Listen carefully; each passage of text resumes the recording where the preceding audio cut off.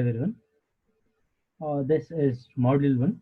In Module 1, you have three chapters: energy resources, basic concepts of thermodynamics, and steam formation.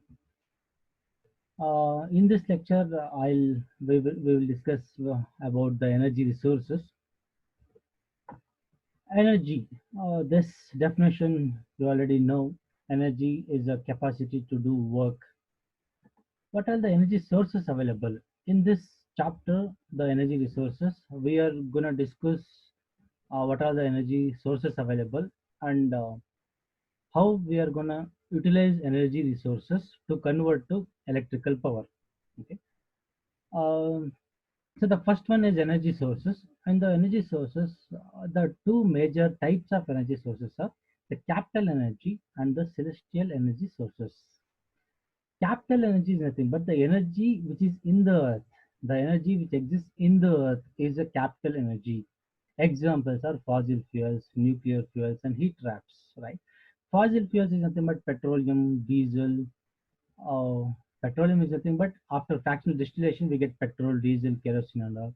The coal, everything is a fossil fuel.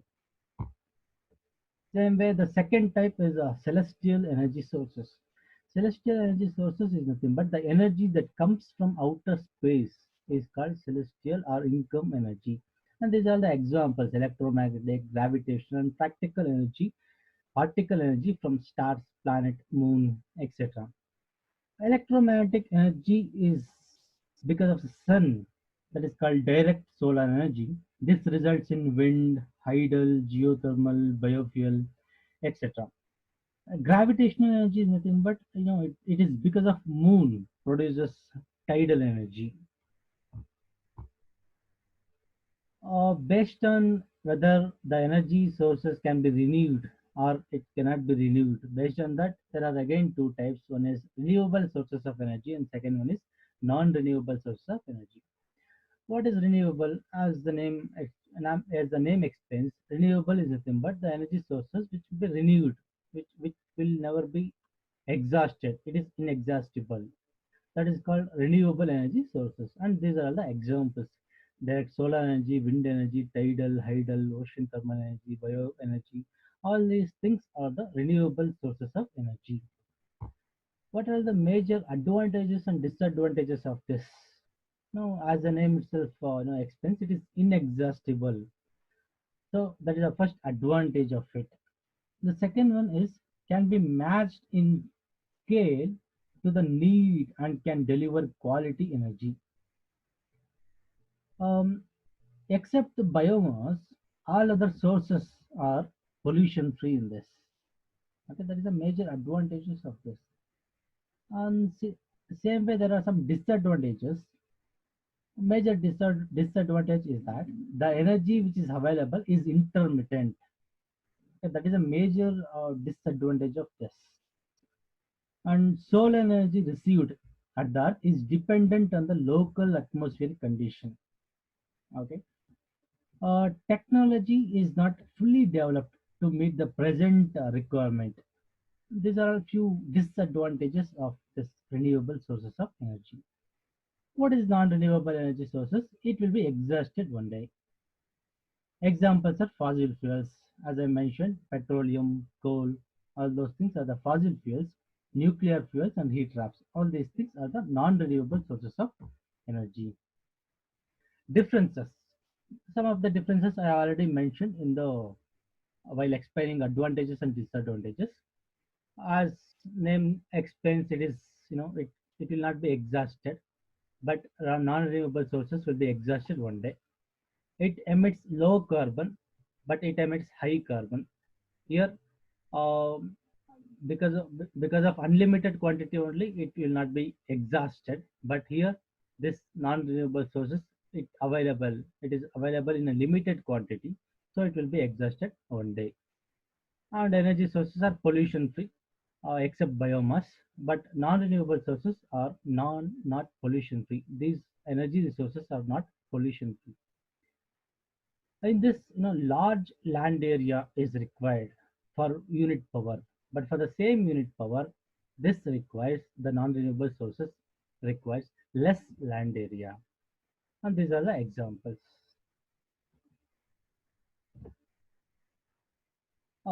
The types of fuel, as I mentioned, in the energy sources, we are going to study, we are going to discuss what are the energy sources available, what are the types of fuel available. Then we will study how we are going to convert energy resources to produce electricity.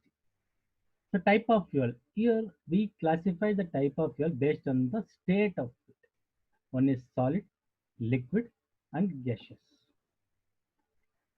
Solid fuel, wood and coal are the major constituents in the solid fuel. Wood is, generally it is for a domestic purpose, for cooking purpose. Of course, nowadays it is rarely used. Now, wood is generally used for furniture or for some interior purpose. Second one in a solid fuel is coal. Okay, whatever I mentioned here, these are all the stages which undergoes to finally form anthracite. Second state is a liquid fuel. As I already mentioned, petroleum, crude oil or petroleum. These are all hydrocarbons. Okay. After fractional distillation, we get this petrol, diesel, petroleum, coke, kerosene. All those things we get after fractional distillation. Gaseous fuel, natural gas and manufactured gas. This natural gas, it is found near oil source. Methane and other light hydrocarbons, ethane, propane, pentane, etc., are the constituents in the natural gas. Manufactured gas, coal gas, coke oven gas, producer gas. Solid fuels, as I mentioned, wood and coal are the solid fuels. Wood, it is a fuel such as firewood, charcoal, chips, sheets, pellets, and sawdust. In many areas, wood is the most easily available form of fuel, requiring no tools in the case of picking up dead wood or few tools. Or it may require few tools, but to pick up the dead woods, it requires no tools. Okay, minimum tools will be required. The use of wood as a fuel source for heating is much older than the civilization. Today, burning of wood is the largest use of energy derived from the solid fuel biomass. Wood fuel can be used for cooking and heating. Wood may be used indoors in a furnace, stove, or fireplace, or outdoors in a furnace, campfire, or bonfire. Solid fuels, uh, the coal. The coal is a major fuel used for thermal power plants to generate steam. This coal occurs in nature, which was formed by the decay of vegetable matters buried under the earth millions of years ago under pressure and heat. It is almost, it takes around 325 millions of years to form a coal. Okay. This phenomena of transformation of vegetable matter into coal under Earth's crust is known as metamorphism. The type of coal available under the Earth's surface depends upon the period of metamorphism, how much time it takes. Based on that, the type of coal is available. Okay, as I mentioned, for forming anthracite coal, it takes around 325 millions of years. Okay. Here, the major constituents in coal is moisture, 5 to 40%, volatile matter. It may be combustible or incombustible substances, about 50%. Volatile matter will be there, and ash, 20 to 50%. The chemical substances in this coal are carbon, hydrogen, nitrogen, oxygen, and sulfur. Okay, so in this metamorphism phenomenon, the vegetable matters undergoes a transformation from peat to anthracite coal. As I mentioned while explaining the type of fuel, it takes around how the coal it takes is four formed. stages: peat, Generally, lignite, what happens? bituminous, then anthracite. During During the swamp areas, the swamp forest areas, when the plants are died, when the plants are died, it sank below the water and began the process of coal formation. What happens when it sank below the water? Since it is died, the decomposition has to take place. But since the dead plants are surface, below the water surface, there is no oxygen available. So the complete decomposition will not take place. The partial decomposition takes place. Okay. So as the partial decomposition takes place, after some period of time, if there is any sediments collected over those dead plants, some pressure will be applied on those partial decomposed plants, and because of that, some temperature is also generated. So the combination of this pressure and temperature is the reason why the coal is formed, but it will take many years of time, that is 325 millions of years, that much of years it will take for the complete formation. What are the four stages? As I mentioned: peat, lignite, bituminous, and anthracite. Peat is the first stage. Okay, so this is the first stage of formation of coal. Normally vegetable matter is oxidized to water and carbon dioxide. If the plant material accumulates underwater, as I mentioned, oxygen is not present, and so only partial decomposition occurs.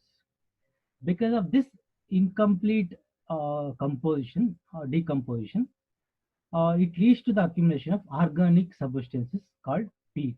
Now, this peat is fibrous, uh, soft, it is spongy, in which the plant's remains are easily recognizable. Uh, It contains a large amount of water, so it must be dried before we use this. For the formation of peat, it will take around 1,000 years. The second stage is lignite. Uh, Again, what happens after some period of time, maybe around 60 millions of years. Okay, this much of time it takes for the formation of lignite. So for this much of period, during this time, what happens? More amount of sediments will be collected over the dead plants. Because of that, more pressure and more temperature will be building up inside the plant, inside the dead plants. Because of that, some amount of moisture will be removed.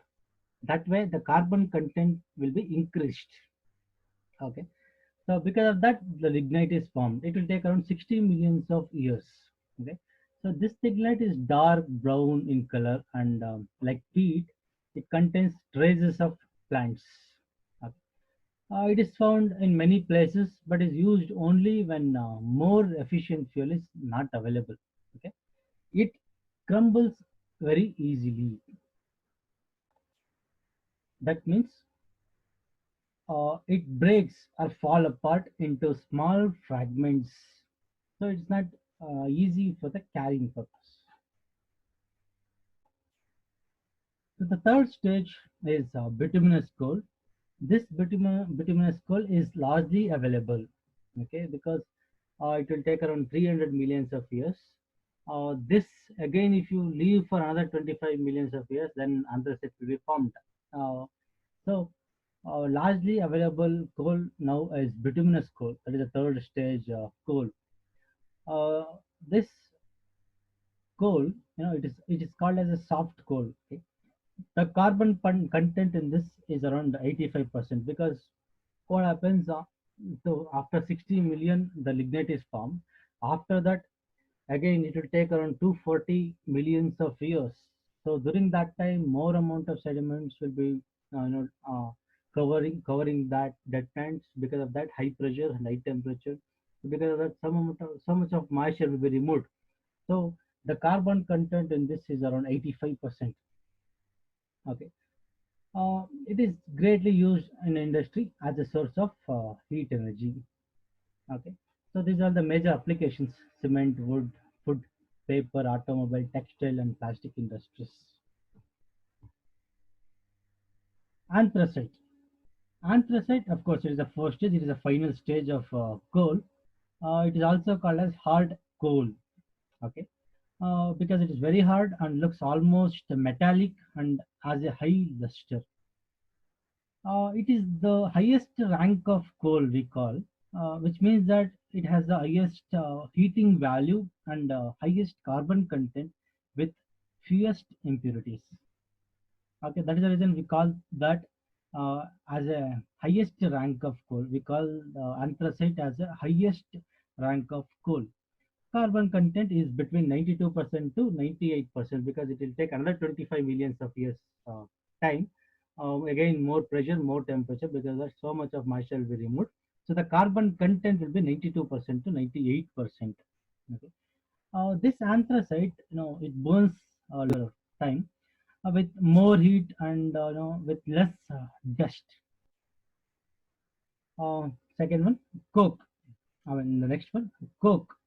No, this coke is a fuel with a high carbon content and few impurities. What we'll do, we'll heat the bituminous coal because largely available coal is bituminous. We will heat the bituminous coal in the absence of oxygen. Okay. Because of that, again, the moisture will be removed, and because of that, the carbon content will be increased. Okay, that is called as coke. This is the solid carbonaceous material derived from destructive distillation of low ash and low sulfur bituminous coal. Cokes are gray, it is hard, porous with high carbon content and few impurities. Coke can be formed naturally, but the commonly used form is synthetic. The second state, that is liquid fuel. Okay. Um, Generally, all types of liquid fuels used are derived from crude oil and its byproducts. The petroleum or this crude oil, it consists of 80 to 85% carbon, 10 to 15% hydrogen, and varying percentage of sulfur, nitrogen, oxygen, and compounds of some vanadium.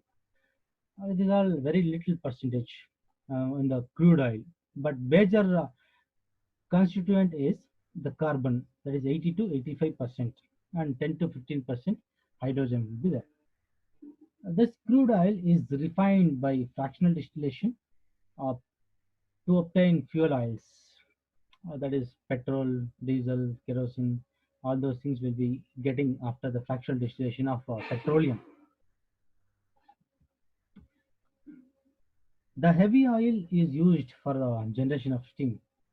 The fractions from light oil to heavy oil are naphtha, gasoline, kerosene, diesel, and finally heavy oil, heavy fuel oil.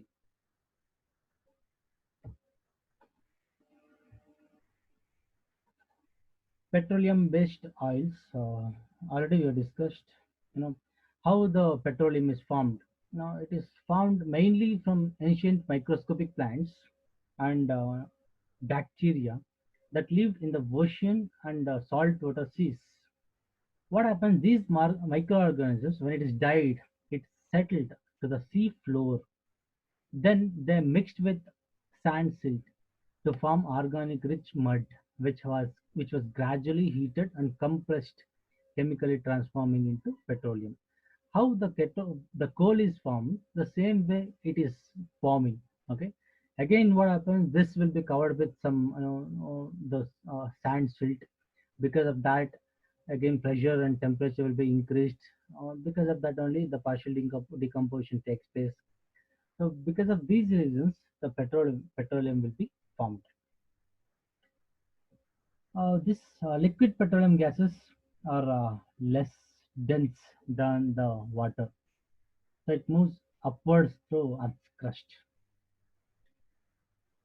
It passes through an impermeable layer of rock which traps the petroleum, creating a reservoir of petroleum and natural gas. From there only, after that we will dig. Then from there we'll get the petroleum and natural gas. Wherever there is a petroleum, above that the natural gas is always available. Petroleum, it is yellowish black liquid. Okay, it is natural alkali.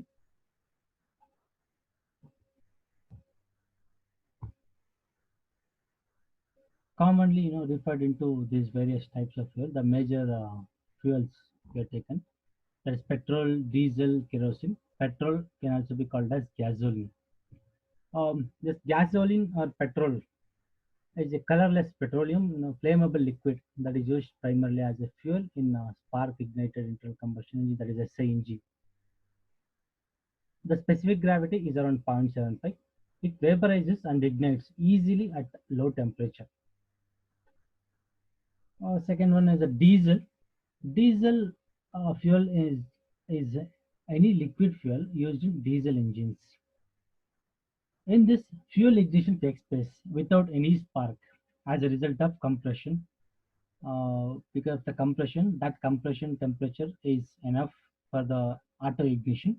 So we don't need any spark uh, plug there. The fuel injector, when it injects the fuel, it will start burning. This diesel engine have found broad use as a result of higher thermal efficiency and thus fuel efficiency. This diesel engine, it is having a higher thermal efficiency. The specific gravity of this diesel fuel is in the range of 0.82 to 0.95. Kerosene. Now, this kerosene is also known as paraffin, lamp oil, and coal oil. This kerosene it is generally a combustible hydrocarbon liquid which is derived from petroleum. It is widely used as a fuel in industry as well as households. Kerosene is widely used to power jet engines of aircraft, jet fuel, and some rocket engines, and is commonly used as a cooking and lighting fuel. Again, the specific gravity of this kerosene is zero point 0.8. The third type of natural gas, and the third type of fuel based on the state, that is gaseous fuel, the natural gas. Generally, for the generation of steam in gas-fired thermal plants, either natural gas or manufactured gaseous fuel are used. However, the manufactured gases are costlier than the natural gases. Generally, this natural gas is used for power plants as it is available in abundance. The natural gas is generally obtained from gas wells and petroleum wells. As I mentioned, wherever there is a petroleum, above that there is a natural gas available. So the major constituent of this natural gas is methane. That is about 60 to 65%. Um, it contains small amounts of other hydrocarbons such as ethane, naphthenic and aromatics, carbon dioxide and nitrogen.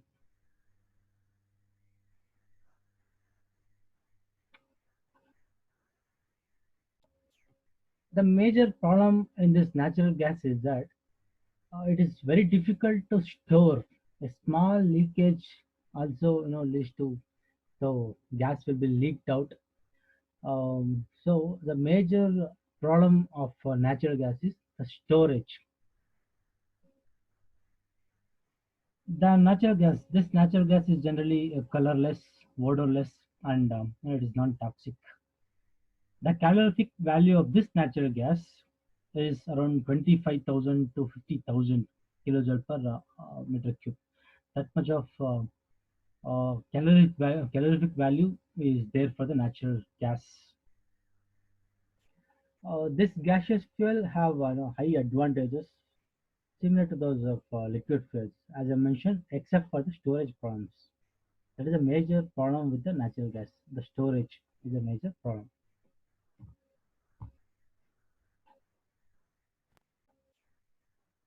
Liquefied petroleum gas, LPG. This LPG is prepared by refining petroleum or wet natural gas and is almost entirely derived from fossil fuel sources. It burns relatively cleanly with no soot and very few sulfur emissions. As it is a gas, it does not pose ground or water pollution hazards, but it can cause air pollution. Now, this LPG will evaporate quickly at normal temperatures and pressures and is usually supplied in pressurized steel vessels. So generally, what is liquefied petroleum gas? The name itself explains. It is a gas which is liquefied. So generally, in the cylinder, it is a liquid. But when it is coming out, when you release the valve, when it is coming outside, it converts to a gas. Um, there are few dangers in this. There are two main dangers from this. That the first one is, there is a possible explosion if the mixture of LPG and air is within the explosive limits, and if there is an ignition source. There is a first danger thing with respect to this LPG. The second one is that there might be a suffocation due to LPG displacing air, causing a decrease in oxygen concentration. These are these two are the major problem with LPG.